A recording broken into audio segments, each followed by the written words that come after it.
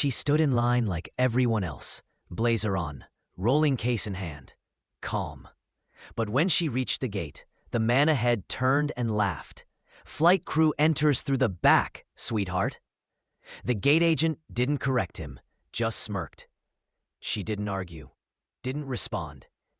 She walked past both of them, and minutes later, their jaws dropped when she entered the cockpit and closed the door behind her. Captain Renee Marshall didn't wear arrogance. She wore professionalism, poise, a navy blazer with silver wings stitched into the chest, and a quiet presence that carried authority, even when others refused to see it. She arrived at Gate 17, 30 minutes before departure, rolling a flight case behind her.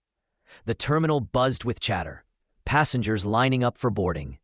As she approached, a white man in business class turned, looked her up and down, and chuckled. "You're not going to get very far standing in this line, sweetheart.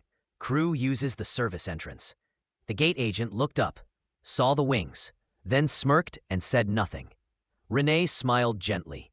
Not at the man, not at the agent, just at what was coming. She didn't respond, didn't explain. She simply scanned her ID and walked through the gate. Minutes later, the same man buckled into seat 2A, still chatting with the flight attendant about how these airports run like clockwork. Then the intercom clicked. "Ladies and gentlemen, this is your captain speaking. I'm Captain Renee Marshall, and I'll be flying you non-stop to Chicago this morning. Flight time, 2 hours, 22 minutes. Weather looks smooth." Silence in row 2. The gate agent blinked at the announcement. The man in 2A slowly turned his head toward the cockpit, where Renee sat adjusting her headset, calm and focused. The co-pilot smiled beside her. She gave a brief nod and began the pre-flight sequence.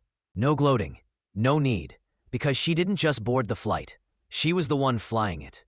And the man who called her sweetheart? He spent 2 hours and 22 minutes being flown through the sky by the woman he once dismissed.